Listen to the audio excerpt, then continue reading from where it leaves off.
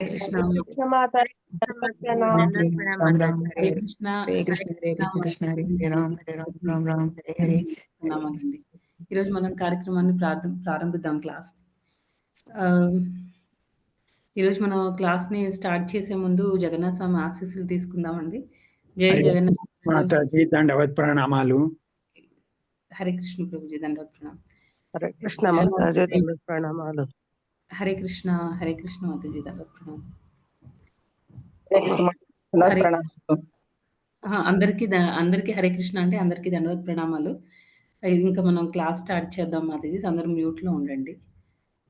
జై జగన్నాథ్ బలదేవ్ సుభద్రమయ్యాకి జై, సుదర్శన్ భగవాన్కి జై, వామన్ దేవ్కి జై, పంచతత్వాకి జై, జగద్గురు శ్రీల ప్రభుపాద్కి జై, పతిత పావన్ జై పతాక స్వామి గురు మహారాజ్కి జై. ప్రార్థనలు. ఓం అజ్ఞానతిమిరంధస్య జ్ఞానాంజనశలాకయా చక్షురున్మిళితం యేన తస్మై శ్రీ గురవే నమః. నమో విష్ణుపాదాయ కృష్ణప్రస్థాయ భూతలే శ్రీమతే భక్తివేదాంత స్వామినితి నామినే. నమస్తే సరస్వతే దేవి గౌరవాణి ప్రచారిణే నిర్విశేష శూన్యవాది పాశ్చాత్య దేశతారిణే. జయ శ్రీ కృష్ణ చైతన్య ప్రభు నిత్యానంద శ్రీ అద్వైత గదాధర శ్రీవాసాది గౌరభక్త వృంద. హరే కృష్ణ కృష్ణ కృష్ణ హరే హరే, హరే రామ రామ రామ హరే హరే. మూకం కరోతి వాచాలం పంగుం లంఘాయతే గిరిం యత్కృపాతమహం వందే శ్రీగురుం దీనతారిణం పరమానందమాధవం శ్రీ చైతన్య ఈశ్వరం. హరే కృష్ణ. ఈరోజు మనం ఇంకా భగవద్గీతలో భక్తి యోగా గురించి ఏం చెప్పారు అనే దాని గురించి ఇంకొక శ్లోక చూద్దామండి. 8th చాప్టర్ నుంచి 8వ అధ్యాయము 22వ శ్లోకం. అధ్యాయం 8 22వ శ్లోకం. భగవత్ ప్రాప్తి. పురుష సపర పార్థ భక్త్యా లభ్యస్త్వనన్యయా యస్యాంతస్థాని భూతాని ఏన సర్వమిదం తతం. ఇంకొకసారి చదువుతానండి. 8వ అధ్యాయము 22వ శ్లోకం. పురుష సపర పార్థ భక్త్యా లభ్యస్త్వనన్యయా యస్యాంతస్థాని భూతాని ఏన సర్వమిదం తతం. భావము. సర్వుల కన్నను అధికుడైన దేవదేవుడు అనన్య భక్తి చేతనే పొందబడును. అతడు తన ధామమునందు నిలిచి ఉన్నను సర్వవ్యాపి అయి ఉన్నాడు, మరియు అతని యందే సమస్తము స్థితిని కలిగి ఉన్నది. ఇక్కడ ఏం చెప్తున్నారంటే ఈ భక్తి యోగా ఇంపార్టెన్స్ గురించి చెప్తున్నారు. తర్వాత ఓన్లీ ఇక్కడ భక్తి యోగా మాత్రమే కాదండి, ఇంక మిగతా వాటి గురించి కూడా చెప్తున్నారు అనమాట శ్రీకృష్ణ పరమాత్మ. సర్వుల కన్నను అధికుడైన దేవదేవుడు అనన్య భక్తి చేతనే పొందబడును. లభ్యస్త్వ అనన్యయ అని చెప్తున్నారనమాట. భక్తి ద్వారా మాత్రమే మనం భగవంతుడిని పొందగలము అని చెప్తున్నారు. తర్వాత అతడు తన ధామమునందు నిలిచి ఉన్నను సర్వవ్యాపి అయి ఉన్నాడు. అతను అంతటా కూడా ఉన్నారు. ఎలా అంటే పరమాత్మ లాగా అన్ని లివింగ్ ఎంటిటీస్ లో, అన్ని జీవుల్లో కూడా ఆయన ఉన్నారు. తర్వాత ఆయన లేని ప్లేస్ అంటూ ఉండదు కదండి. ప్రతి చిన్న చిన్న అణువులో కూడా భగవంతుడు ఉంటారనమాట. అలా ఆయన సర్వవ్యాపి అయి ఉన్నారు అనే విషయాన్ని చెప్తున్నారు. మరియు అతని యందే సమస్తము స్థితిని కలిగి ఉన్నది. ఇది ఎలా అర్థం చేసుకోవాలి? ఈ పాయింట్ లో మనకి బ్రహ్మం గురించి చెప్తున్నారనమాట. అంటే బ్రహ్మం గురించి చెప్తున్నారు, బ్రహ్మజ్యోతి గురించి. ఇప్పుడు మొత్తం ఈ ఆధ్యాత్మిక జగత్తు, భౌతిక జగత్తు అంతా కూడా ఈ బ్రహ్మజ్యోతిలో పార్ట్ అన్నమాట. అంటే ఏంటి? మొత్తం ఆయనలో అంతా ఉన్నట్టే. అదే విషయం ఇక్కడ చెప్తున్నారనమాట. అతని యందే సమస్తము స్థితిని కలిగి ఉన్నది. అది దీనికి అర్థం అన్నమాట. ఫస్ట్ పాయింట్ లో ఇక్కడ 3 పాయింట్స్ చెప్పారు. ఫస్ట్ దానిలో ఏంటంటే అనన్య భక్తి గురించి చెప్పారు. మనం అనన్య భక్తి అనేది ఎవరికి చేయగలం అండి? భగవంతుడికి చేయగలము. తర్వాత సెకండ్ లైన్ లో ఇది ఏం చెప్తున్నారంటే ఆయన సర్వత్రా అంతటా కూడా వ్యాపించబడి ఉంటారు. పరమాత్మలాగా అందరిలోన ప్రతి చోట కూడా ఆయన వ్యాపించబడి ఉంటారు అని చెప్తున్నారు. ఇంకా లాస్ట్ పాయింట్ లో ఏం చెప్తున్నారు? అంతా కూడా ఆయనలో ఉంటుంది. ఆయనలో ఆహ్, ఇ ఆహ్, స్ స్థితిని కలిగి ఉన్నది అని చెప్తున్నారు. అంటే అదక్కడ బ్రహ్మన్ గురించి చెప్తున్నారనమాట. అయితే మనం ఈ జనరల్‌గా ఈ బ్రహ్మణ గురించి తీసుకుంటే, బ్రహ్మం గురించి తీసుకుంటే, ఎవరు జనరల్‌గా ఈ బ్రహ్మం మనకి ఆహ్, పూజ అవన్నీ ఎవరు చేస్తారండి? ఎవరైతే కర్మకాండులు వాళ్ళందరూ ఉంటారో, అలాంటి వాళ్ళు ఈ ఈ ఆహ్, యోగులు వాళ్ళందరూ కూడా ఈ బ్రహ్మం మీద ఎక్కువ ఫోకస్ చేస్తారు. అంతే కదండీ! అంటే అష్టాంగ యోగ ప్రాసెస్ ఫాలో అయ్యేవాళ్ళు, వాళ్ళు దీని మీద ఎక్కువ ఫోకస్ చేస్తారనమాట. అయితే ఇక్కడ మనం అనన్య భక్తి చేయాలి. అప్పుడే మనం భగవంతుడిని పొందగలం అని చాలా క్లియర్‌గా చెప్తున్నారనమాట.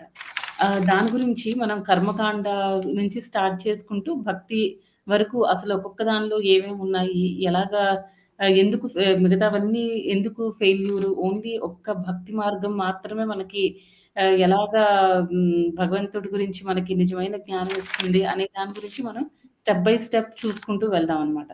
అయితే ఫస్ట్ కర్మకాండ ప్రాసెస్‌లో చూసుకుంటే, ఈ కర్మకాండ ప్రాసెస్ అంటే జనరల్‌గా ఏంటండి, ఇప్పుడు ఏదో మనకి వేదాలలో వాటిల్లో మనకి కర్మకాండ అనేది ఒక సెక్షన్ ఉంది. దానిలో ఏముంటుందంటే ప్రతిదానికి కూడా మనం ఈ పర్టిక్యులర్ కర్మ చేస్తే మనం దీని నుంచి ఏదైనా పాపాలేమైనా చేసినా దాని నుంచి ప్రాయశ్చిత్తం చేసుకోవడానికి ఏ ప్రాసెస్ ఫాలో అవ్వాలి అని ప్రతిదానికి కూడా కొన్ని స్టాండర్డ్స్ ఉంటాయన్నమాట. అవి మనం ఫాలో అవ్వాలి. అలా ఎవరైతే కర్మకాండ ప్రాసెస్ ఫాలో అవుతారో, కర్మీస్ ఉంటారో వాళ్ళు ప్రాసెస్‌ని ఫాలో అయ్యి, కర్మకాండ ప్రాసెస్‌ని ఫాలో అయ్యి వాళ్ళు చేసిన పాపాల నుంచి లేకపోతే ఏదైనా కోరుకుంటే ఆ కోరికలు తీరాలని అలా చేస్తూ ఉంటారు. కానీ దీనివల్ల ఏమవుతుందంటే వాళ్ళు భగవంతుడిని చేరుకునే అవకాశం ఉండదనమాట. ఒక టైంలో హ్మ్. ఒక జగత్సేత్ అని చెప్పేసి చాలా ఒక ధనవంతుడు ఉంటారనమాట. ఆ ధనవంతుడు అంటే పూరీ ఏరియాలో. ఒకసారి ఏమవుతుందంటే అతనికి ఒక ఒక కోరిక కలుగుతుందనమాట. అది విచిత్రమైన కోరిక కలుగుతుంది. నేను బాగా అతనికి బాగా ధనవంతుడు కాబట్టి నేను కొన్ని దానాలవి చేస్తాను అని చెప్పేసి అనుకుంటాడు. అనుకుని పూజారి దగ్గరికి వెళ్తాడనమాట. పూజారి దగ్గరికి వెళ్లి పూరి జగన్నాథ స్వామి ఆహ్, పూజారి దగ్గరికి వెళ్లి, "నా దగ్గర ఇలాగా కొన్ని డబ్బులున్నాయి. నేను మీకు ఇస్తాను. అంటే ఒక 1,00,000 గోల్డ్ కాయిన్స్ అన్నమాట. అవి నేను మీకిస్తాను. మీరేమో ఒక రోజులోనే అవన్నీ కూడా వాడేయాలి, ఖర్చు పెట్టేయాలి. అలా అయితే నేను మీకు ఇంకా ఎక్స్‌ట్రా ఇస్తాను" అని చెప్తారనమాట. అయితే ఇక్కడ ఈ పూజారి ఆలోచిస్తారనమాట. ఇప్పుడు జనరల్‌గా రోజువారీ భగవంతుడికి చేసే ఈ పూజలు వీటన్నిటికి కూడా ఎంత ఖర్చు పెట్టినా అంత అవ్వదు. ఒకవేళ భగవంతుడికి గోల్డ్ అలాంటివేమైనా కొందామన్నా మరీ అంత 1,00,000 గోల్డ్ కాయిన్స్ ఒక రోజులోనే కంప్లీట్ అయిపోవాలనమాట. అది ఎలా అవుతుంది అని చెప్పేసి చాలా ఆలోచిస్తూ ఉంటారనమాట. ఎంత ఆలోచించినా అతనికి ఏది ఒక దారి దొరకదు. లాస్ట్‌కి ఇంకా ఆ రోజు నైట్ పడుకొని ఇంకా జగన్నాథ స్వామికి ప్రార్థించి పడుకుంటారనమాట. అప్పుడు జగన్నాథ స్వామి కల్లో కనిపిస్తారు. కల్లో కనిపించి చెప్తారు, "నువ్వు ఒక పని చెయ్యి. ఎవరైతే ఏ జగత్సేత్ అయితే నీకలా చెప్పాడో, అతని దగ్గరికే వెళ్ళి అతనికి చెప్పు. ఆహ్, ఈ 1,00,000 గోల్డ్ కాయిన్స్‌తో నాకు ఒక 1,00,000 పాన్లు కావాలి. పాన్ తింటారు కదండీ! అది కావాలి. అది జగన్నాథ స్వామికి కావాలంట" అని చెప్పు. తర్వాత ఆ పాన్‌లో పౌడర్ వేస్తారు కదా! అదేమో జనరల్‌గా ఏనుగులుంటాయి కదండీ! ఏనుగులకి తల భాగంలో ఒక మణి ఉంటుందనమాట. ఆ మణిని తీసి అది పౌడర్ చేసి దాన్ని ఈ ఈ పాన్‌లో పెట్టి నాకు కావాలి అని అడిగానని చెప్పు అని చెప్తారనమాట జగన్నాథ స్వామి. అప్పుడు ఈయనేం చేస్తాడు, అక్కడికి జగత్ సేథ్ దగ్గరికి పూజారి వెళ్తారనమాట. వెళ్ళి ఇలాగా "నువ్వు అది చెప్పావు కదా! ఆ 1,00,000 గోల్డ్ కాయిన్స్ ఖర్చు పెట్టమని. సరే ఈ 1,00,000 గోల్డ్ కాయిన్స్‌తో ఇలాగ చెయ్యి, అంటే ఈ రకమైన పాన్ కావాలి" అని చెప్తారనమాట. అప్పుడు ఇంకా ఈ జగత్ సేథ్‌కి అర్థం కాదనమాట. ఇది భగవంతుడేంటి, జగన్నాథ స్వామి ఏంటి ఇలా అడిగారు. ఇప్పుడు నేను ఆ 1000 పాన్లు తయారు చేయాలంటే, సారీ, ఆ 1,00,000 పాన్లు నేను తయారు చేయాలి అంటే 1,00,000 ఏనుగుల్ని నేను చంపాలి గదా! ఎందుకంటే అది తల భాగంలో లోపలికుంటుందనమాట. అది నేను ఓపెన్ చేయాలి, దాన్ని తీయాలి అనంటే అన్ని ఎలిఫెంట్స్‌ని నేను చంపాలి. నిజంగా నేను చాలా తప్పు చేశాను అని రియలైజ్ అవుతారనమాట. అంటే ఏంటి, వాళ్ళు ఈ ఈ అంటే జగన్నాథ స్వామి డబ్బులు ఇలాంటివి ఇచ్చి, అలాంటివి చేస్తే జగన్నాథ స్వామిని ప్లీజ్ చేస్తాము అని అనుకోవడానికి లేదనమాట. ఆయనకి ఇవేమీ అక్కర్లేదు. ఈ జగత్సేత్ ఏంటంటే ఆయన ఇవన్నీ చేస్తే ఈ క ఎవరో చెప్పారనమాట ఆయనకి "నువ్విలా చెయ్యి. ఇలా చేయడం వల్ల ఏమవుతుందంటే నీకు జగన్నాథ స్వామి అనుగ్రహం కలుగుతుంది" అని. కానీ అది చాలా చాలా రాంగ్. భగవంతుడు ఎప్పుడూ కూడా మన సంపదలకి లేకపోతే అలాంటి వాటికి ఆయన అమ్ముడుపోరనమాట. ఆహ్, ఆయనకు ఆ అవసరం కూడా లేదు. ఎందుకంటే ఆయన జగన్నాథుడు. ఆయన అందరికీ కూడా అన్నిటికి సోర్స్ ఆయన. ఆయన వల్లే మనకి అవన్నీ వచ్చాయి. ఆ విషయాన్ని ఎవరైతే కర్మకాండీస్ ఉంటారో, కర్ములుంటారో అలాంటి వాళ్ళకి అర్థం కాదనమాట. నా దగ్గర ఏదో వాళ్ళు ఆశిస్తారు. అది మళ్ళీ భగవంతుడికిస్తే ఆయన హ్యాపీగా ఫీల్ అయిపోతారు. ఆయన అన్నీ మనకు కావాల్సినవన్నీ ఇచ్చేస్తారు అని ఒక రాంగ్ కన్సెప్షన్‌లో ఉంటారనమాట. నెక్స్ట్ ఇప్పుడు ఇది కర్మకాండ ప్రాసెస్‌లో అన్నమాట. నెక్స్ట్ జ్ఞాన మార్గంలో చూసుకుంటే ఇక్కడ జనరల్‌గా ఎలాంటి వాళ్ళుంటారంటే జ్ఞాన మార్గం అంటే వీళ్ళు ఎక్కువ ఆహ్, ఈ నిరాకారవాదులు కూడా ఈ జ్ఞాన మార్గాన్ని ఎంచుకుంటారనమాట. ఆహ్, జనరల్‌గా ఇప్పుడు ఈ జ్ఞానం అనేదేంటి మన బాడీలీ ఐడెంటిఫికేషన్. అంతే కదండీ! మన సా మన ఆహ్, నాకు ఇన్ని తెలివితేటలున్నాయి. నేను ఇంత నాలెడ్జ్‌తో నేను ఏదైనా భగవంతుడికి ఏదైనా చేయగలము అని అనుకుంటారనమాట. రీసెంట్‌గా ఆహ్, జనరల్‌గా మనలో కూడా చాలా మంది భగవంతుడికి ప్రే చేసేటప్పుడు అంటే ఏదో ఆహ్, భగవంతుడిని ప్రార్థించాలి అని కాకుండా నిజంగా ఒక్కొక్కసారి మనకి చాలా డీప్‌గా అనిపిస్తుందనమాట. వేరే వాళ్ళని చూసినప్పుడు కానీ, లేకపోతే మనం సరిగ్గా సేవలు భగవంతుడికి చేయలేకపోతున్నప్పుడు, అలాంటప్పుడు మనకనిపిస్తుంది. ఏమనంటే చూడండి అసలు అంటే ఈ ప్రతి ఒక్కళ్ళలో కూడా ఏదో ఒక టాలెంట్ ఉంది. వాళ్ళందరూ కూడా చాలా బాగా చేయగలుగుతున్నారు భగవంతుడికి సేవ. అంటే కొంతమంది పాడుతున్నారు, కొంతమంది మాతాజీలు వంట చేస్తారు, లేకపోతే కొంతమంది క్లాసులు చెప్తారు. నాలో ఏ టాలెంట్ లేదు. నేనెలా నీకు సర్విస్ చేయాలి? అని మనకు ఒక్కొక్కసారి అనిపిస్తూ ఉంటుందనమాట. దానికి ఆన్సర్‌గా రీసెంట్‌గా ఒక మహారాజ్ వచ్చారు ఇక్కడికి శేషాద్రి ప్రభు. ఆయన భక్తి వినోద్ స్వామి మహారాజ్. ఆయన చెప్తుంటారనమాట. చక్కెరమ్మ చక్కెర, కొబ్బరి కుడకలకు చక్కెర, కొబ్బరి కుడకలు తీసుకొని చక్కెర ఇస్తున్నాం, సరికి సరి ఇస్తున్నాం, కొబ్బరి కుడకలకు చక్కెర, కొబ్బరి కుడకలకు చక్కెర. మాధవరాణి మాతాజీ మ్యూట్ చేసుకోండి. హరే కృష్ణ మాతాజీ. యెస్ మాతాజీ. అయింది చేశాను. నెక్స్ట్ అది అలా అన్నమాట. అప్పుడు మహారాజ్ ఏం చెప్తున్నారంటే, మనలో ఏ టాలెంట్ ఉండకపోవచ్చు. కానీ పర్వాలేదు. ఎలాంటి ప్రాబ్లమ్ లేదు. కాకపోతే మనలో ఎప్పుడూ కూడా భగవంతుడికి సేవ చేయాలి అనే ఆ కోరిక అనేది ఉంటుంది కదా! దాన్ని మాత్రం మనం ఎప్పుడూ లూజ్ చేసుకోకూడదండి. చాలా స్ట్రాంగ్‌గా మనకు ఆ కోరిక అనేది ఉండాలి.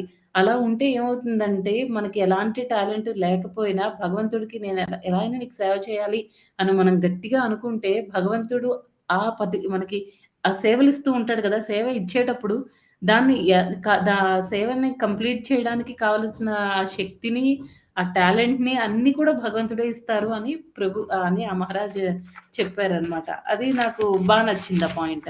అయితే ఇక్కడ ఏంటంటే, ఈ నిరాకారవాదులు, బ్రహ్మవాదులు వీళ్ళందరూ ఏంటంటే, వాళ్ళు ముందు నుంచి వాళ్ళెలా ఆలోచిస్తూ ఉంటారంటే, నేను చాలా జ్ఞానవంతుడిని.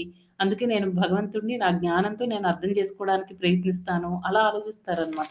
కానీ అది చాలా రాంగ్. జ్ఞానంతో భగవంతుడిని మనం అర్థం చేసుకోలేము. ఎందుకంటే, ఆయన సంపూర్ణమైన జ్ఞానవంతుడు. మనకి జ్ఞానం ఎంతుంటుంది? ఆయన్ని అర్థం చేసుకోవడానికి కావాల్సింది భక్తి. మనకి జ్ఞానం కాదు. జ్ఞానంతో కొంతమంది చాలా మందిని చూస్తాం కదా! మనం బయట డివోటీస్‌లో కూడా పెద్ద పెద్ద సైంటిస్ట్‌లు వాళ్ళందరూ ఉంటారు. వాళ్ళు ఎందుకు అంత కష్టపడి ఎన్నో సంవత్సరాలు, ఎన్నో ఎక్స్‌పెరిమెంట్‌లు చేసి ఏదైనా కనుక్కునే బదులు ఎందుకంటే వాళ్ళకి నాకు తెలుసు. నాకు బాగా జ్ఞానం ఉంది. నేను దాంతో అన్నిటిని తెలుసుకోగలను అని అనుకుంటారు. దానికి బదులు భగవంతుడి సృష్టి మీద, భగవంతుడి యొక్క ఆయన గుణగణాల మీద, తర్వాత ఆయన శక్తుల మీద వాళ్ళకి నమ్మకం ఉంటే, అన్ని ఇయర్స్ వాళ్ళు వాళ్ళ హ్యూమన్ లైఫ్‌ని అంటే మానవ జీవితాన్ని వాళ్ళు వ్యర్థం చేసుకొని, అన్ని సంవత్సరాల తరబడి వాళ్ళు ఎన్నో ఏమంటారు ఎక్స్‌పెరిమెంట్‌లు అవి చేసి కనుక్కోవడం ఇదంతా టైమ్ వేస్ట్ అన్నమాట. అల్టిమేట్‌గా ఏం జరుగుతుంది వాళ్ళ లైఫ్‌లో, వాళ్ళకు వచ్చిన మానవ జన్మ అనే అవకాశాన్ని వాళ్ళు కోల్పోతున్నారు. అది కూడా వాళ్ళకి అర్థం కాదనమాట లాస్ట్ వరకు కూడా భక్తి మార్గంలోకి రాకపోతే. అయితే దానికి ఒక ఎగ్జాంపుల్ చెప్పుకుందాం. ఒక పండితుడు ఉండేవాడనమాట పూరీ ఏరియాలో. అతని పేరు ఉద్యానాచార్య. ఈ ఉద్యానాచార్య ఏం చేస్తారంటే అతను జ్ఞాన మార్గంలో వెళ్ళే ఒకతననమాట. అయితే ఇతను ఎలా అతను ఒకసారి వింటారనమాట పూరి జగన్నాథ స్వామి టెంపుల్ గురించి. ఎవరైతే ఆ జగన్నాథ స్వామి జగన్నాథ స్వామిని పూరిలో దర్శించుకుంటారో వాళ్ళకి ముక్తి లభిస్తుంది అని. ఏ ప్రాసెస్‌లో వెళ్ళిన వాళ్ళకైనా సరే ఫైనల్‌గా వాళ్ళకి కావాల్సిందేంటంటే ముక్తి. వాళ్ళ అల్టిమేట్ గోల్ అదే. ఈయనకు కూడా అల్టిమేట్ గోల్ ఏంటంటే లిబరేషన్, ముక్తి. అయితే ఆయన ఎలా ఆలోచిస్తారంటే సరే ఓకే. అయితే నేను ఈ జగన్నాథ స్వామి ఎలాగా ముక్తిని ఇస్తారో ఆయనకే కాళ్ళు, చేతులు అన్నీ సరిగ్గా లేవు. పెద్ద పెద్ద కళ్ళేసుకొని ఏంటో ఈయన రూపమే కొంచెం డిఫరెంట్‌గా ఉంది. ఈయన రూపం చూడడానికి భౌతికమైన రూపంలా ఉంది. ఈయన ఎలాగా ముక్తి అనేది ప్రసాదిస్తారు అని చెప్పేసి ఆయనకి డౌట్ వస్తుందన్నమాట ఈ ఉద్యానాచార్యకి. ఆయనేం చేస్తారు ఇంకా జగన్నాథ స్వామి సరే ఒకసారి ట్రై చేద్దాంలే జగన్నాథ స్వామిని దర్శించుకుందాం, చూద్దాం టెస్ట్ చేయడానికనమాట. అయితే ఆయన గుడికి ఎంట్రన్స్ దగ్గరికి వెళ్తే పొద్దున్న మార్నింగ్ టైమ్‌లో అన్నమాట. మంగళారతి టైమ్‌లో వెళ్తారు. వెళ్ళినప్పుడు పూజారులు జనరల్‌గా గుడి ఓపెన్ చేయడానికి ఇటువైపు నుంచి ట్రై చేస్తూ ఉంటే, లోపల నుంచి జగన్నాథ స్వామి గుడిని క్లోజ్ చేసేస్తారనమాట. ఆ పూజారి రోజు అదే తాళం చెవితో ఓపెన్ చేస్తూ ఉంటారు. ఓపెన్ అవుతూ ఉంటుంది. కానీ ఆ రోజు మాత్రం ఏ రోజైతే ఈ ఉద్యానాచార్య వచ్చారో, ఆ రోజు మాత్రం ఆ తలుపులు ఓపెన్ అవ్వట్లేదనమాట. పూజారికి అర్థం కాదు. అందరూ చాలా మంది భక్తులు, వేలకు మంది భక్తులు అందరూ భగవంతుడి దర్శనం కోసం అందరూ వెయిట్ చేస్తూ ఉంటారు. తలుపులేమో ఓపెన్ అవ్వట్లేదు. అంటే జగన్నాథ స్వామికి మనసులో ఏదో ఉంది. అందుకే ఆయన ఓపెన్ చేయనివ్వడం లేదు అనేసి ఇంకా పంతులు ఆ రోజు ఆ పూజారి గారు కూడా పడుకొని, ఇంకా ఆయనకి మళ్ళీ కల్లో భగవంతుడు వస్తారనమాట. కల్లోకొచ్చినప్పుడు ఈయన పూజారి గారు అడుగుతారు. "ఏమైంది? ఎందుకు నువ్వు ఓపెన్ చేయట్లేదు జగన్నాథ" అంటే చెప్తారప్పుడు. ఇలాగ ఒక నిరాకారవాది వచ్చి నించున్నాడు. అతను ఈ పూరి వదిలేసి ఎళ్ళిపోతే కానీ నేను తలుపులు ఓపెన్ చేయను అని చెప్తారనమాట. అప్పుడు ఈ పూజారి వెళ్ళి ఇక్కడ చెప్తారనమాట ఈ ఉద్యానాచార్యకి. "నువ్వు ఇలా మీరు నిరాకారవాదులు మీరు రావడం వల్ల భగవంతుడేమో భగవంతుడు ఇంకొక ఇంపార్టెంట్ పాయింట్ చెప్తారు. నా రూపాన్ని అతను భౌతికం అనుకుంటున్నారు. నా మీద నమ్మకం లేదు అతనికి. అలా నమ్మకం లేని వాళ్ళు తర్వాత నా భౌతిక రూపం మీద వాళ్ళు నా రూపాన్ని ఎవరైతే భౌతికం అనుకుంటున్నారో, తర్వాత నన్ను ఆకారం లేనివాడిగా ఎవరైతే అనుకుంటున్నారో, అలాంటి వాళ్ళకి నేను దర్శనం ఇవ్వను" అండ్ వాళ్ళు నన్ను టెస్ట్ చేయడానికి తర్వాత నన్ను నా గురించి తప్పుగా ఆలోచిస్తున్నారు. అలాంటి వాళ్ళకి నేను దర్శనం ఇవ్వను. వాళ్ళని ముందు పంపించేయండి. అప్పుడే నేను డోర్ ఓపెన్ చేస్తానని చెప్తారనమాట. అప్పుడు ఈ పూజారి గారు వెళ్లి ఆ ఉద్యానాచార్యకి చెప్తే ఆయన ఇంకా భగవంతుడు ఇంత స్ట్రిక్ట్‌గా ఇంతలాగా చెప్తున్నారు అనంటే నేను ఆలోచించింది చాలా తప్పు అని చెప్పేసి ఇంకా అంటే నా జ్ఞానంతో ఆయన జ్ఞానంతోనే కదా! ఆయన భగవంతుడికి రూపం ఉండదని చెప్పేసి లేకపోతే భగవంతుడు ఆహ్, కళ్ళేంటి అలాగున్నాయి, కాళ్ళు చేతులు లేదు, ఈయనేంటి ఇలాగా ఈయనెలాగా ముక్తిని మాకు ప్రసాదిస్తాడు, ఇవన్నీ డౌట్స్ ఎందుకొచ్చాయి? ఆయన ప్రతీదీ కూడా భగవంతుడికి సంబంధించిన ప్రతీదీ కూడా ఆయన ఏ మార్గంలో చూస్తున్నారంటే, ఆయన జ్ఞాన మార్గంలో చూడడానికి ట్రై చేస్తున్నారు. ఆయనకున్న జ్ఞానంతో. అది చాలా రాంగ్ అన్నమాట. ఫైనల్‌గా అది రియలైజ్ అయ్యి చాలా ఏడుస్తాడన్నమాట. ఇంకా నీ దర్శనం నాకు కావాలి. నేను చేసింది చాలా తప్పు అని చెప్పేసి ఆయన బాగా ప్రార్థిస్తే ఇంకప్పుడు జగన్నాథ స్వామి డోర్‌లవి ఓపెన్ చేస్తారు. చేసిన తర్వాత ఈయన వెళ్లి దర్శించుకోవడం జరుగుతుందన్నమాట. ఇది రెండవ మార్గం. జ్ఞాన మార్గంలో ఇంకొక ఎగ్జాంపుల్ అన్నమాట. నెక్స్ట్ ఇప్పుడు మూడో మార్గం తీసుకుందాం. అంటే ఫస్ట్ 2 మార్గాల్లో మనం ఏదో కర్మకాండ ప్రాసెస్‌లేవో చేసి అలా మనం భగవంతుడిని తెలుసుకోలేం. తర్వాత మనకున్న కొంచెం జ్ఞానంతో ఈ జ్ఞాన మార్గ ప్రాసెస్‌లో వెళ్ళి మనం ఎన్నో స్క్రిప్చర్స్ చదివేసి అన్ని శాస్త్రాలు, పురాణాలు అన్నీ చదివిన తర్వాత కూడా మనలో ఆ భక్తి అనేది డెవలప్ అవ్వనప్పుడు మనం ఎంత జ్ఞానవంతులు అయినా సరే మన జ్ఞాన మార్గ ప్రాసెస్ ద్వారా కూడా మనం భగవంతుడిని తెలుసుకోలేం. ఇంకా మూడవదేంటంటే ధ్యాన యోగం. అష్టాంగ యోగ ప్రాసెస్ అన్నమాట. ఇందులో ఏమవుతుంది? దీనిలో జనరల్‌గా ఈ ప్రాణాయామము, తర్వాత ఆసనాలు ఎన్నో వేస్తూ ఉంటారు. ఈ ప్రాణాయామ ప్రాసెస్ కూడా మనం మామూలుగా ఏం చేస్తాం? బ్రీత్ ఇన్, బ్రీత్ ఔట్ చేస్తూ ఉంటాం. అంటే శ్వాస తీసుకోవడం, మళ్ళీ వదలడం ఇలా చేస్తూ ఉంటాం. ఇక్కడేంటంటే కొంచెం సేపు వాళ్ళు ఎన్నో మనం కొంచెం సేపు కూడా మన శ్వాసను మనం నిలపలేమనమాట. అది చాలా కష్టం. ఇంకా అంతే కాకుండా ఇంకా స్టెప్ బై స్టెప్ తీసుకుంటే దీనిలో ఈ అష్టాంగ యోగ విధానంలో మనకేంటంటే 8 రకాలైన లింబ్స్ ఉంటాయి. అంగాలుంటాయన్నమాట. అవేంటంటే యమ, నియమ అని, తర్వాత ఆసన, ప్రాణాయామ, ప్రత్యాహార, ధారణ, ధ్యాన, ఇంకా ఫైనల్ స్టేజ్ సమాధి. ఈ మొత్తం మనం ఈ ఫస్ట్ యమ స్టేజ్ నుంచి ఈ సమాధి స్టేజ్ వరకు రావడానికి మనం ఎంతో కష్టపడాలన్నమాట. ఎన్నో చాలా మన మన ఒక పర్టిక్యులర్ పోస్చర్‌లో కూర్చోవాలి. తర్వాత మనల్ని మనం ఎంతో కంట్రోల్ చేసుకోవాలి. మన మన ఇంద్రియాల్ని మనం కంట్రోల్ చేసుకోవాలి. ఫుల్ కాన్సంట్రేషన్ పే చేయాలి. తర్వాత మెడిటేషన్‌లో ఉండాలి. ఇవన్నీ అన్నమాట. ఇవన్నీ మనం చేయాలి. చేస్తే అప్పుడు ఫైనల్‌గా సమాధి స్టేజ్‌కొస్తాం. ఎవరైతే సమాధి స్టేజ్‌కి వస్తారో వాళ్ళు కంప్లీట్‌గా వాళ్ళు సక్సెస్‌ఫుల్ యోగి అయినట్టు. అయితే ఎంత చేసిన తర్వాత ఈ ప్రాసెస్ అంతా చేయడానికి ఏమవుతుందంటే అది కాకుండా ఒకవేళ ఈ సమాధి స్టేజ్‌కొచ్చిన తర్వాత కూడా వాళ్ళు ఇదంతా దేనికంటే ఫైనల్‌గా ముక్తిని పొందడానికి. సమాధి స్టేజ్‌కొచ్చారు బావుంది. కానీ ఆ తర్వాత ఏంటంటే మనకి ఇప్పుడు మొత్తం సంవత్సరం మొత్తం 2 పార్ట్స్‌గా డివైడ్ అయ్యి ఉన్నాయి కదండీ. ఉత్తరాయణం, దక్షిణాయనం అని. ఎవరైతే ఉత్తరాయణంలో ఈ దేహాన్ని వదులుతారో దేహాన్ని వదులుతారో వాళ్ళు భగవంతుడిని పొందడానికి కొంతవరకు అర్హులనమాట. అంటే మొత్తం 1 ఇయర్ టైమ్‌లో 6 మంత్స్‌కి అది తగ్గిపోయిందనమాట. అంటే ఆ 6 నెలల టైంలోనే వాళ్ళు దేహాన్ని వదలాలి. అందులో కూడా మళ్ళీ ప్రతి మంత్ కూడా 2 పార్ట్స్‌గా డివైడ్ అయ్యి ఉంటాయి. ఒక్కొక్క నెల. అవి పక్షం, కృష్ణ పక్షం అని. ఉత్తరాయణం అయ్యుండాలి. మళ్ళీ ఆ ఉత్తరాయణంలో శుక్లపక్షం అయ్యుండాలి. అంటే మళ్ళీ హాఫ్ తగ్గిపోయింది. 3 నెలలే ఉంది. 3 నెలల టైం ఉందనమాట. అంటే ప్రతి నెలలో కూడా 15 రోజులు, 15 రోజులు, 15 రోజులు అలా తీసుకుంటే ఈ 6 నెలల్లో మనకి శుక్లపక్షం వచ్చేది 3 నెలల్లో. కదా! మళ్ళీ ఏంటి ఒక్కొక్క రోజుని తీసుకుంటే రోజు మొత్తం కూడా ఈ 24 గంటలు కూడా మళ్ళీ 2 పార్ట్స్‌గా డివైడ్ అయ్యి ఉన్నాయి కదండీ! ఒకటి డే టైము, ఇంకోటేమో నైట్ టైము. రాత్రి, పగలు. ఎవరైతే ముక్తిని పొందాలి అనుకుంటున్నారో వాళ్ళు పగలు దేహాన్ని వదిలితే అప్పుడు వాళ్ళు ముక్తిని పొందడానికి అర్హులనమాట. అంటే ఇప్పుడు ఉత్తరాయణం అయ్యి ఉండాలి. శుక్లపక్షం ప్లస్ పగలు టైంలో వాళ్ళు దేహాన్ని వదలాలనమాట. అంటే ఈ 3 మంత్స్ కూడా మళ్ళీ 1 ½ మంత్‌గా తగ్గిపోయిందనమాట. ఆ 1 ½ మంత్‌లో కూడా మళ్ళీ ఏదో ఒక టైంలో వాళ్ళు ఈ దేహాన్ని వదలడానికి అవ్వదు. అప్పుడు కూడా శుభ గడియలుండాలి. లేకపోతే ఏమవుతుంది వాళ్ళు సమాధి స్టేజ్ వరకు రావడమే కష్టం. తర్వాత మళ్ళీ ఈ ఉత్తరాయణము, శుక్లపక్షము, తర్వాత ఈ పగలు టైంలో ఇవన్నీ సూట్ అవ్వాలి. ఇదంతా కాకుండా మళ్ళీ శుభ గడియలుండాలి. ఎంత కష్టమైన ప్రాసెస్ అండి. ఇంత చేసిన తర్వాత వాళ్ళెక్కడికెళ్తారు? బ్రహ్మజ్యోతి దగ్గరికి వెళ్తారనమాట. ఆ బ్రహ్మజ్యోతి దగ్గరికి వెళ్తే ఏమైనా లాభం ఉందా అంటే, మళ్ళీ వాళ్ళకి ఏ యాక్టివిటీ ఉండదు. కొన్నాళ్ళు అక్కడే ఆ బ్రహ్మజ్యోతిలో ఉంటారు. ఇంకా తర్వాత మళ్ళీ వెనక్కి రావాల్సొస్తుందనమాట. అంటే ఇది ఎలా సక్సెస్ అవుతుంది? అంటే ఇది సక్సెస్‌ఫుల్ ప్రాసెస్ కాదనమాట. ఈ అష్టాంగ యోగ ప్రాసెస్ అనేది. నెక్స్ట్ సపోజ్ ఎవరైనా ఈ సమాధి స్టేజ్ వరకు వెళ్ళలేదనుకోండి. సమాధి స్టేజ్ వరకు వెళ్ళకపోతే వాళ్ళకేమవుతుందంటే వాళ్ళు అన్‌సక్సెస్‌ఫుల్ యోగీస్ అనమాట.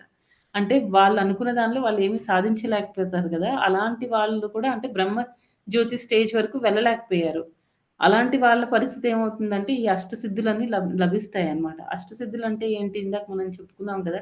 అదే అణిమ, గరిమ అలా ఉంటాయి కదా! చాలా చిన్నగా అయిపోతారు. ఇలా చాలా పెద్దగా అవ్వడము. పవర్స్ అన్నమాట. యోగిక్ పవర్స్ అన్ని సంపాదించుకుంటారు. అయితే లాభం ఏంటి? భగవంతుడిని సాధించుకోవడానికి, భగవంతుడి ప్రేమ పొందడానికి, లేకపోతే భగవంతుడి అనుగ్రహం పొందడానికి ఈ పవర్స్ అన్నీ ఎందుకు? ఆయనేం చేస్తారు ఈ పవర్స్ అన్నిటితో? ఆయనే ఫుల్ పవర్‌ఫుల్. అందరికీ అన్ని రకాల శక్తులు వచ్చేది కూడా భగవంతుడి నుంచి. అలాంటిది ఆయనకి ఈ శక్తులన్నిటితో మనం ఏదో శక్తులు ప్రదర్శించడానికి హనుమంతుడి ముందు కుప్పిగంతులేయడం అంటారు గదా! అలాంటిదనమాట ఇంకా. అంటే ఇది కూడా ఈ ప్రాసెస్‌లో మనం ఏమి చేయలేము. ఒకసారి ఈ ప్రాసెస్ అంతా అంటే ఈ సిద్ధులు అన్నీ మనం ఆహ్, ఆహ్, ఇక్కడ 2 పార్ట్స్ గురించి మనం చెప్పుకున్నాం. ఒకటేంటంటే ఈ కరెక్ట్‌గా యోగా ప్రాసెస్ అంతా ఫాలో అయ్యి సమాధి స్టేజ్ వరకెళ్ళి కరెక్ట్ టైంలో దేహాన్ని వదిలితే వాళ్ళు బ్రహ్మజ్యోతిలోకి లీనమవుతారు. కానీ కొంచెం సమయం గడిచిన తర్వాత మళ్ళీ వాళ్ళిక్కడికి రావాల్సొస్తుంది. మళ్ళీ ప్రాసెస్ స్టార్ట్ అవుతుందనమాట వాళ్ళకి. అది ఒకటి. వీళ్ళు సక్సెస్‌ఫుల్ యోగీస్ అనమాట. కానీ కొంతవరకే వాళ్ళు సక్సెస్. భగవంతుడిని చేరుకోలేరు. ఇంకొక కేటగరీ మనం ఎవరు చెప్పుకున్నామంటే అన్‌సక్సెస్‌ఫుల్ యోగీస్ అనమాట. ఎవరైతే బ్రహ్మజ్యోతి వరకు వెళ్ళలేరో వాళ్ళ పరిస్థితి ఏంటి అంటే వాళ్ళు ఈ యోగా ప్రాసెస్ అంతా ఫాలో అవ్వడం వల్ల వాళ్ళకి అష్టసిద్ధులు లభిస్తాయి. కానీ ఈ అష్టసిద్ధుల వల్ల భగవంతుడిని మెప్పించలేరనమాట. ఇంకా ఏమవుతుంది భగవంతుడిని మెప్పించలేరు సరికదా వాళ్ళకొచ్చిన ఆ పవర్స్ వల్ల వాళ్ళకి అహంకారం డెవలప్ అవుతుంది. ఆ అహంకారం డెవలప్ అవ్వడం వల్ల భగవంతుడికేంటంటే మనలో ఉండే కొన్ని క్వాలిటీస్ భగవంతుడికి నెగెటివ్ క్వాలిటీస్ మనలో ఉంటే అవి భగవంతుడికి నచ్చవనమాట. అలాంటి వాటిలో ఒకటి ఈ అహంకారం కూడా. ఒకసారి ఏమవుతుందంటే ఇప్పుడు మనం జగన్నాథ స్వామి విగ్రహాలు ఉంటాయి కదండీ! అంటే జగన్నాథ స్వామి, బలదేవ్ తర్వాత సుభద్ర, సుదర్శన వీళ్ళ నలుగురు విగ్రహాలు ఉంటాయి కదా! ఎప్పుడూ ఈ సుదర్శనుడు ఎక్కడుంటాడంటే జగన్నాథ స్వామికి పక్కనే నుంచొని ఉంటాడనమాట ఎప్పుడు. అయితే ఒకసారి ఈ సుదర్శనుడికి కొంచెం గర్వం వస్తుందనమాట. ఎలాంటి అహంకారం అంటే భగవంతుడు చూడు ఈ జగన్నాథ స్వామికి ఎవరితోనైనా ఏదైనా ఫైటింగ్ చేయాలన్నా నేనుండాలి. నేను లేకపోతే ఆయన ఫైటింగ్ చేయలేడు. నా వల్లే అతనంత పవర్‌ఫుల్ అయ్యారు అని అనుకుంటారు. అదొక్కటే కాదు నేనెప్పుడు కూడా భగవంతుడికి నా వల్లే చక్రధారి అనే పేరొచ్చింది. ఈ రకంగా ఆయన ఆలోచిస్తాడనమాట ఈ సుదర్శనుడు. అయితే భగవంతుడికి నచ్చదు. నేను భగవంతుడికి రైట్ హ్యాండ్. నా వల్ల ఆయనకి అలాంటి చక్రధారి అనే పేరొచ్చింది. ఇవన్నీ ఆలోచిస్తాడనమాట. బాగా అహంకారం ఎక్కువైపోతుందనమాట సుదర్శనుడికి. అప్పుడు భగవంతుడు ఏం చేస్తారంటే జగన్నాథ స్వామి సుదర్శన్‌ని పిలిచి, "నాకు కొంచెం హనుమాన్‌తో పనుంది. నువ్వెళ్లి వెంటనే హనుమాన్‌ని పిలుచుకొని రా" అంటే అక్కడ కూడా అహంకారం చూపిస్తాడనమాట. నేనెందుకు వెళ్ళడం? నాకు 4 విస్తారాలున్నాయి కదా! ఆ 4 విస్తారాలని నేను పంపిస్తాను. అంటే అన్ని సైడ్స్ నుంచి నార్త్, ఈస్ట్, సౌత్, వెస్ట్ అలా. అన్ని సైడ్స్ నుంచి నేను వాళ్ళని నా ఎక్స్‌పాన్షన్స్‌ని పంపిస్తాను. నేను వెళ్ళాల్సిన అవసరం లేదు. నా విస్తారాలను నేను పంపిస్తాను అని చెప్పేసి వాళ్ళు పిలుచుకొనొస్తారు అని చెప్తాడనమాట. అలా వెళ్తారు. హనుమంతుడిని తీసుకొని పిలుచుకొని వస్తారనమాట. హనుమంతుడికి ఇక్కడికొచ్చిన తర్వాత అంటే ఈ జగన్నాథ స్వామి గుడి దగ్గరికొచ్చేసరికి ఇంక ఈ సుదర్శనుడు ఏం చేస్తాడంటే అన్ని వైపుల నుంచి బంధించేస్తాడనమాట. అంటే డోర్స్ అన్నీ లాక్ అయిపోయి ఉంటాయి. ఈ హనుమంతుడికి ఎంటర్ అవ్వడానికి లోపలికి ప్రవేశం లేకుండా చేస్తాడనమాట. అప్పుడు హనుమంతుడికి అర్థం కాదు. ఇంకా హనుమంతుడు జగన్నాథ స్వామికి ప్రార్థిస్తాడనమాట. "నువ్వు రమ్మన్నావు కదా! వచ్చి నాకిలాగా నేను నిన్ను దర్శించుకోవడానికొస్తే నువ్వేమో లోపలికి ఎంటర్ అవ్వనివ్వకుండా చేస్తున్నావేంటి స్వామి" అని చాలా ప్రార్థిస్తాడనమాట ఈ హనుమంతుడు. అప్పుడు జగన్నాథ స్వామి ఏం చేస్తారంటే హనుమంతుడికి ఆల్రెడీ 2 చేతులున్నాయి కదా! ఇంకో 2 చేతులు ఇస్తారనమాట. మొత్తం ఇప్పుడు హనుమంతుడికి 4 చేతులవుతాయి. ఈ 4 చేతులతో ఈ 4 విస్తారాలని జస్ట్ ఒక చిన్న చిన్న దోమల్ని ఎలాగైతే మనం ఇలా పట్టేసుకుంటాం గదా! ఒక్కసారి ఇలా పట్టేస్తాం కదా! అలా ఈ 4 విస్తారాల్ని కూడా హనుమంతుడు 4 వైపుల నుంచి పట్టేసుకుంటాడనమాట.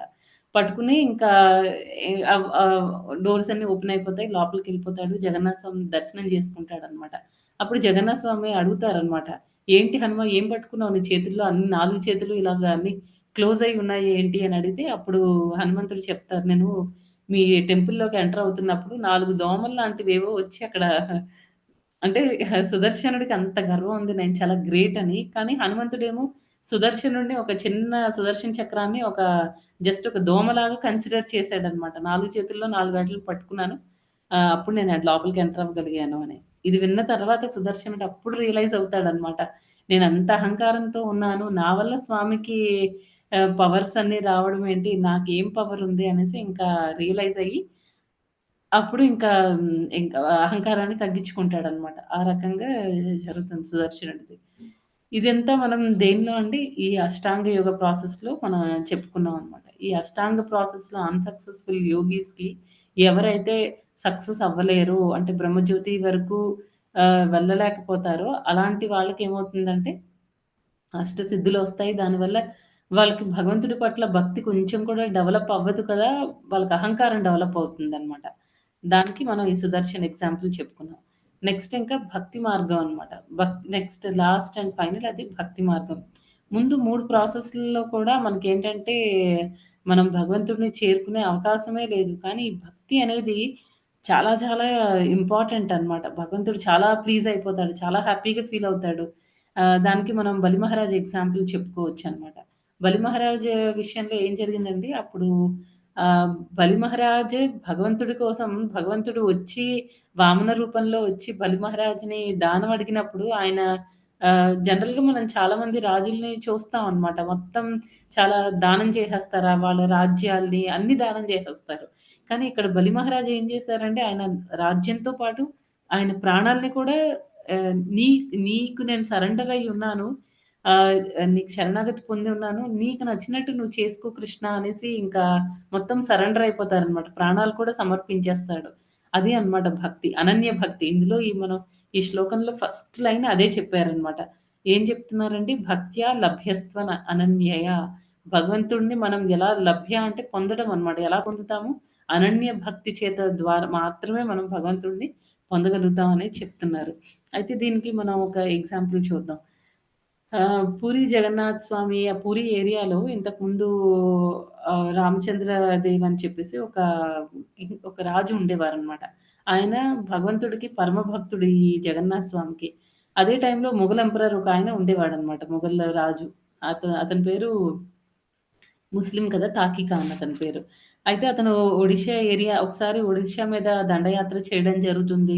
చేసిన తర్వాత అతనికి లోపల ఒక దురుద్దేశం ఉంటుందనమాట. అప్పట్లో ఈ ఈ జగన్నాథ స్వామి టెంపుల్‌ని ఎలాగైనా సరే డిస్ట్రాయ్ చేయాలని, మొత్తం నాశనం చేయాలని అంతవరకు ఆ టెంపుల్‌కి, ఆ మందిరానికొచ్చే ఆ ఫండ్స్ అవన్నీ ఉంటాయి కదా! అవన్నీ తీసుకోవాలని చెప్పి, ఇవన్నీ చాలా దురాలోచనతో ఉంటారనమాట ఈ తాకి ఖాన్.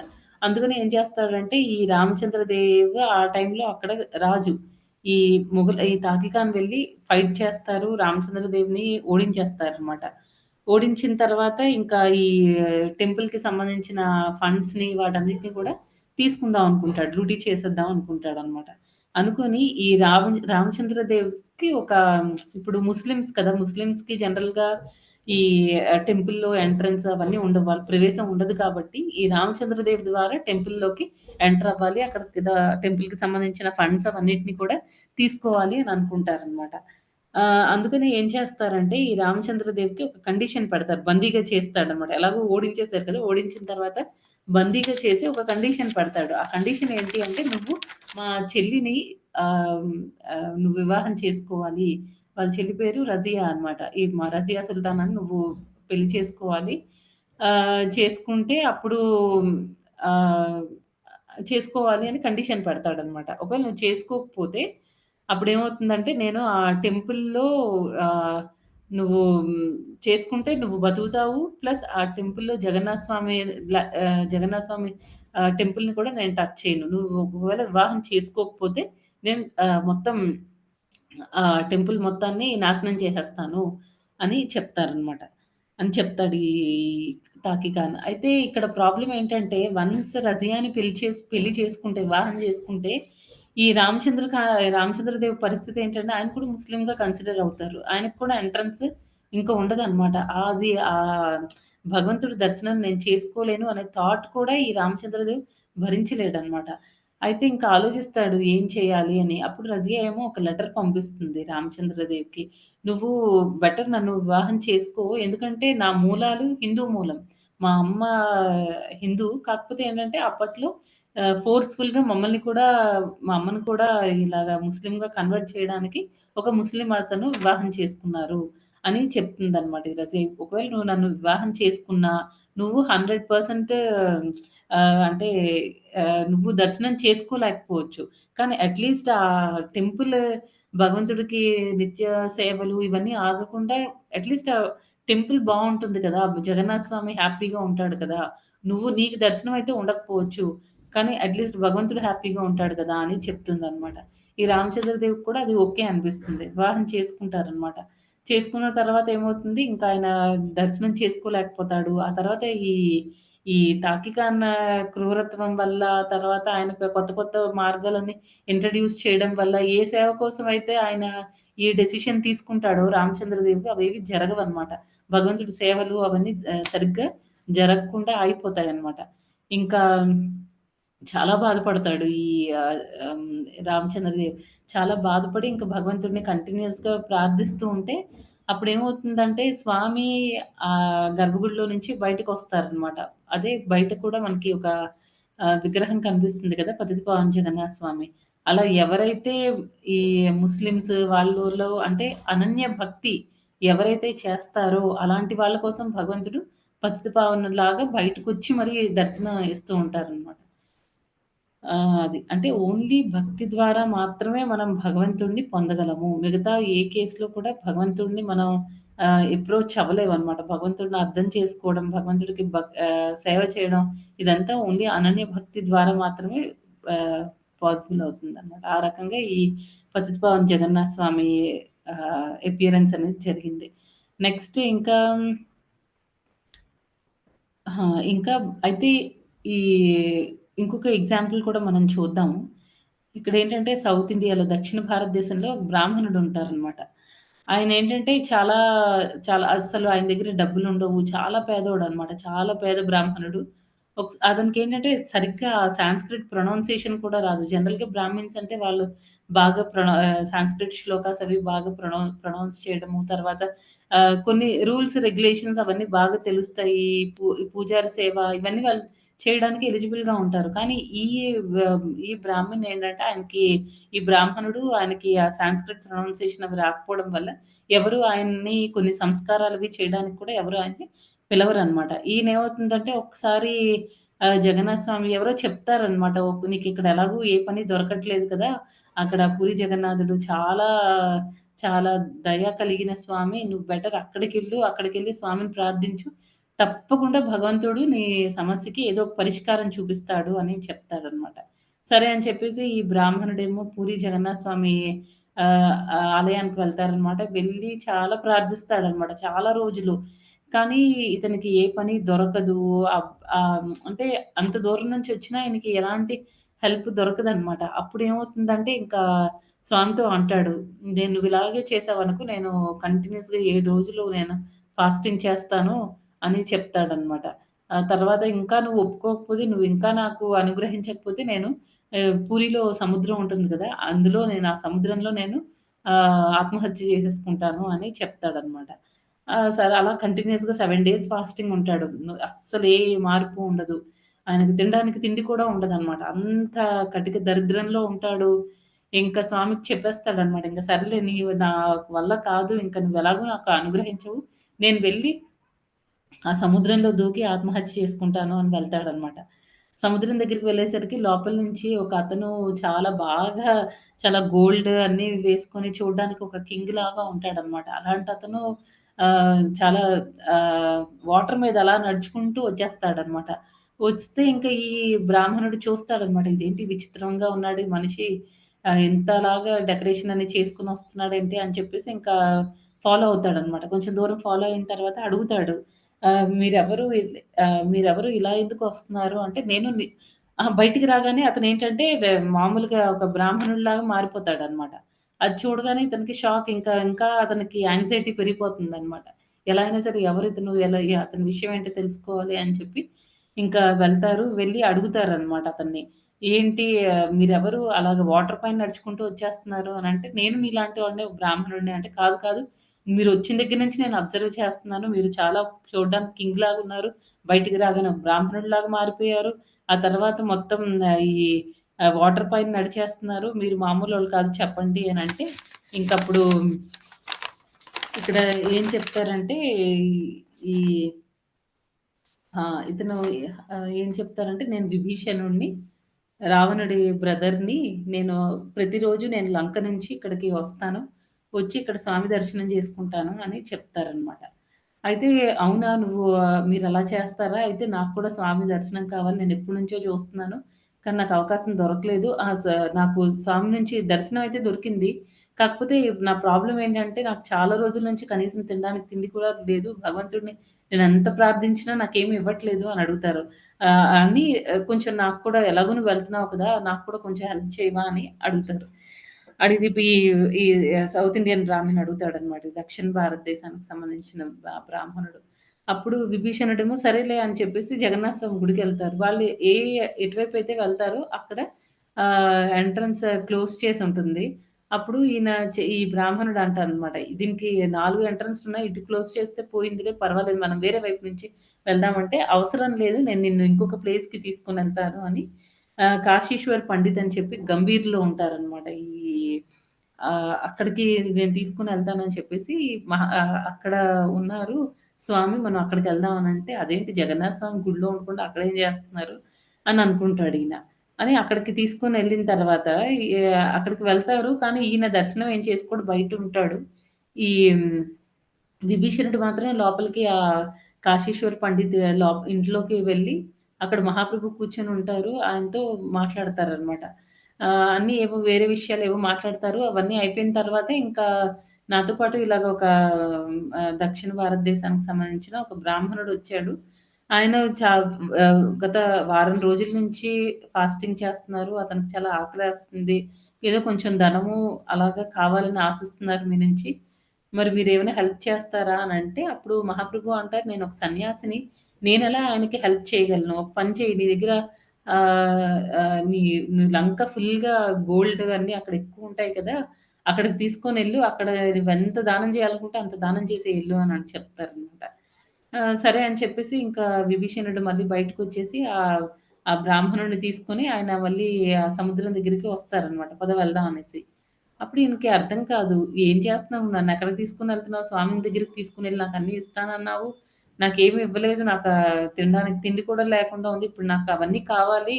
నువ్వేంటి మళ్ళీ నన్ను స్వామి దగ్గరికి తీసుకొనెళ్ళి అవన్నీ ఇప్పించకుండా మళ్ళీ ఎక్కడికో తీసుకొనెళ్ళిపోతున్నావు" అంటే, అప్పుడు ఈయన చెప్తారనమాట. ఇలా నేను మహాప్రభు ఎవరో కాదు.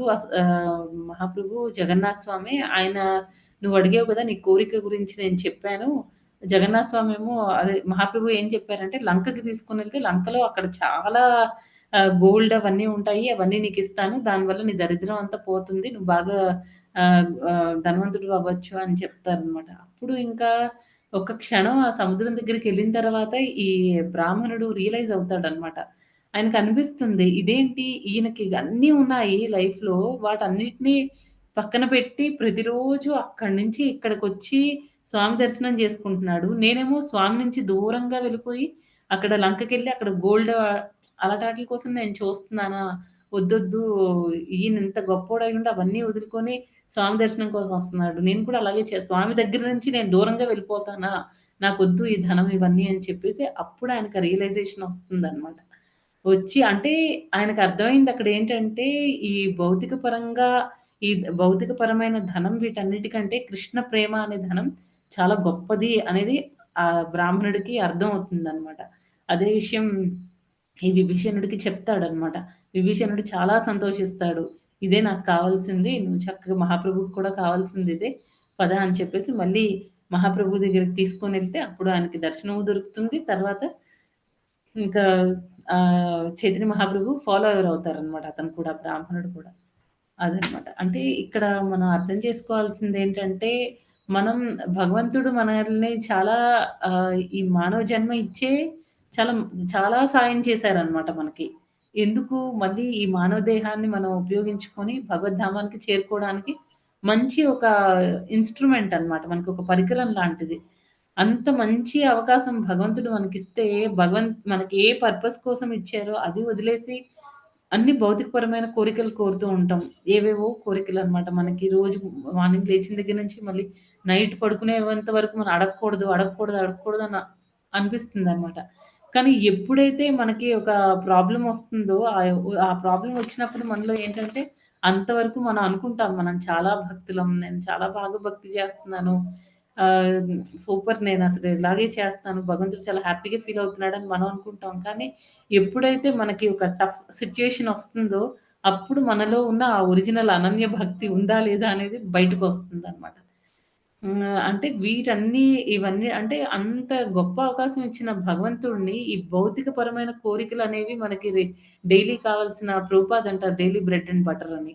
ఆహ్, డైలీ బ్రెడ్ అండ్ బటర్ కోసం అని చెప్పేసి మనం అడగకూడదనమాట. నాకు ఈ చిన్న చిన్న కోరికలన్నీ అలాంటివే అన్నమాట. రోజువారీ మనం తినే ఆహారం లాంటివి. ఇవన్నీ అవసరమా? ఇవన్నీ అంటే భక్తి ఉంటే మనకి ఈ మిగతావన్నీ మనం వద్దు అనుకున్నా మన అవసరం నిమిత్తం భగవంతుడు మనకిచ్చేస్తాడు.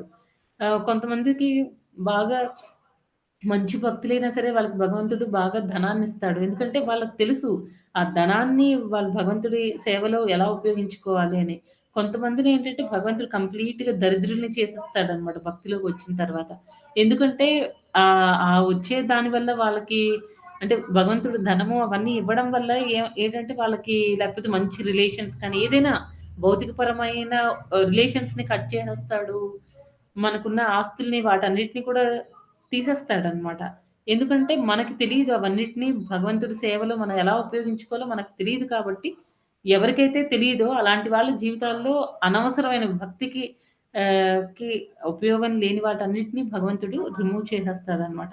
మెయిన్ భగవంతుడు మనకు రిమూవ్ చేసినా, యాడ్ చేసినా అంటే తీసేసినా మనకేదైనా ఎక్స్‌ట్రా ఇచ్చినా సరే, ప్రతీదీ కూడా మనకి భగవంతుడి భక్తిలో మనల్ని ముందుకు తీసుకొనెళ్ళడానికే.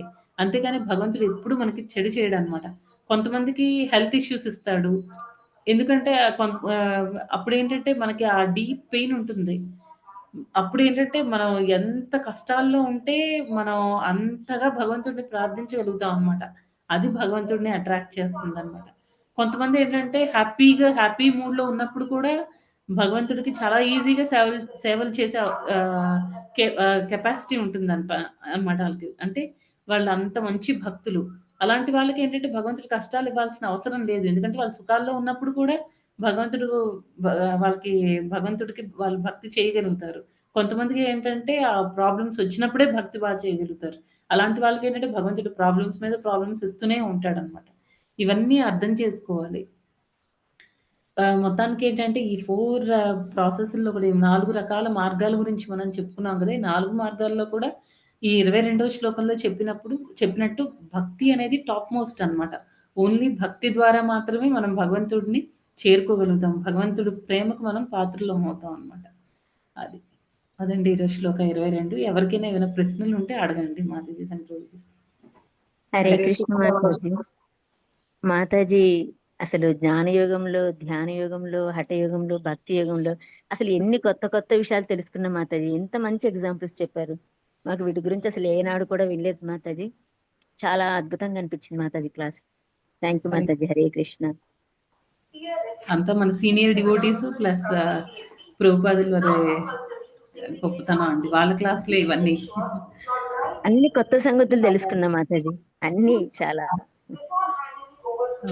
మాతాజీ. హరే కృష్ణ మాతాజీ. ఇవాళ చాలా కొత్త కొత్త కథలు మాట్లాడి ధన్యవాదాలండి. చాలా బాగున్నాయి. జగన్నాథ స్వామి దగ్గర ఇదంతా మంచి మాతాజీ వినాలనిపిస్తుంది. హరే కృష్ణ మాతాజీ. కృష్ణ మాతాజీ దండ ప్రణామాలు. చాలా బాగా చెప్పారు మాతాజీ. హరే కృష్ణ. మానవ జన్మ అత్యుత్తమమైన జన్మ, దాన్ని చాలా జాగ్రత్తగా ఉపయోగించుకోవాలన్నది చాలా చక్కగా చెప్పారు మాతాజీ. మళ్ళీ ఎప్పుడు వస్తుందో కూడా తెలియదు ఈ జన్మ. ఉన్న జన్మను మన సార్థకత ఎలా చేసుకోవాలన్నది చక్కగా తెలుసుకున్నాం మాతాజీ. ధన్యవాదాలు మాతాజీ. హరే కృష్ణ. మాతాజీ అందులో మానవ జన్మలో భక్తి యోగాన్ని తీసుకోవాలి అనేది ఇంకా అసలు అద్భుతంగా ఉంది మాతాజీ. అందులో మీరు చెప్పారు ఈ ఉత్తరాయణం దక్షిణాయనం అనేది సంవత్సరంలో 6 నెలలు, మళ్ళీ దాంట్లో కూడా మళ్ళీ శుక్లపక్షము కృష్ణపక్షము, ఆ శుక్లపక్షంలో కూడా మళ్ళీ మార్నింగ్ రాత్రి. అంటే మనము ఆయన ఆరాధించుకోవడానికి, ఆయన పొందడానికి మనకి ఎంత తక్కువ సమయం ఉంది, ఆ సమయాన్ని మనం ఎట్లా సద్వినియోగం చేసుకోవాలనేది నిజంగా అసలు డివైడ్ చేసుకుంటే చాలా బాగా చెప్పారు మాతాజీ. అంటే ఇవి భక్తులకైతే కృష్ణపక్షము శుక్లపక్షమే అవసరం లేదు, భక్తులకైతే భక్తి యోగంలో ఉంటే చాలు అన్నది కూడా తెలుసుకున్నాం మాతాజీ. ఎస్ మాతాజీ. ఎస్ మాతాజీ. హరే కృష్ణ. దండ ప్రణామం. హరే కృష్ణ మాతాజీ. దండవత్ ప్రణామం. హరే కృష్ణ మాతాజీ. దండవత్ ప్రణామాలు మాతాజీ. మాతాజీ ఈ రోజు మా అమ్మాయి బర్త్డే, కొంచెం మీ విషెస్ ఇవ్వండి మాతాజీ. అందరి బ్లెస్సింగ్స్ ప్లీజ్ మాతాజీ. మాతాజీ. హరే కృష్ణ మాతాజీ. హరే కృష్ణ మాతాజీ దండవత్ ప్రణామాలు. హరే కృష్ణ ప్రభుజీ దండవత్ ప్రణామం. హరే కృష్ణ మాతాజీ దండ ప్రణామం. హరే కృష్ణ మాతాజీ దండవత్ ప్రణామం. మాతాజీ అమ్మాయి పేరు చెప్పండి మాతాజీ. అనుష మాతాజీ. అనుష. ఓకే. మాతాజీస్ అండ్ ప్రభుజీస్ అందరూ అనూష కోసం ఒక 3 times హరే కృష్ణ మహామంత్ర చెప్పి మనం భగవంతుడిని ప్రార్థిద్దామండి. అనూష చాలా మంచి. హరే కృష్ణ మాతాజీ. మాతాజీ నిన్న మాది పెళ్లి రోజు మాతాజీ. నేను కొంచెం క్లాస్ అటెండ్ కాలేకపోయాను. దయచేసి మా కోసం కూడా కృష్ణ భక్తిలో పురోగమించాలని బ్లెస్సింగ్స్ ఇవ్వండి మాతాజీ మీరు. హరే కృష్ణ. అందరం ప్రార్థిద్దాం మాతాజీ. సో శ్రీదేవి మాతాజీ మీ హస్బెండ్ పేరు? శ్రీనివాసరావు మాతాజీ. శ్రీనివాసరావు. శ్రీదేవి మాతాజీ అండ్ శ్రీనివాస్ ప్రభుజీకి ఇద్దరికి happy Krishna conscious married life and అనుషాకి happy Krishna conscious birthday. 3 times ఇద్దరి కోసం, మాతాజీ వాళ్ళ పేరు కోసం అండ్ మాతాజీ వాళ్ళ పాప కోసం, నిర్మోహ మాతాజీ వాళ్ళ పాప కోసం మనం ప్రార్థిద్దామండి.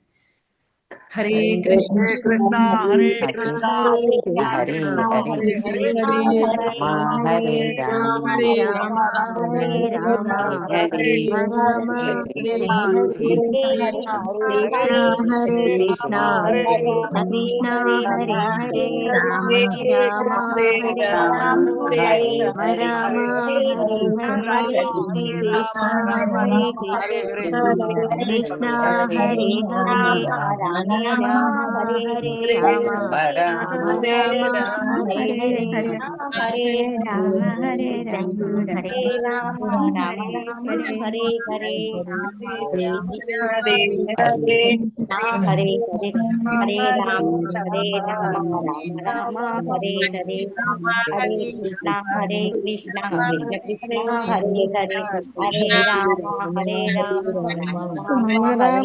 హరే హరే కృష్ణ మాతాజీ కృష్ణ కృష్ణ కృష్ణ హరే హరే.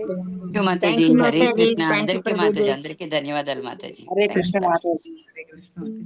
హరే కృష్ణ మాతాజీ దండ మాతాజీ కృష్ణ ప్రభుజీ దండ ప్రణామం. ఓకే అండి I think Hare Krishna Mataji. So Mataji అవునవును మాతాజీ చాలా రోజులైంది.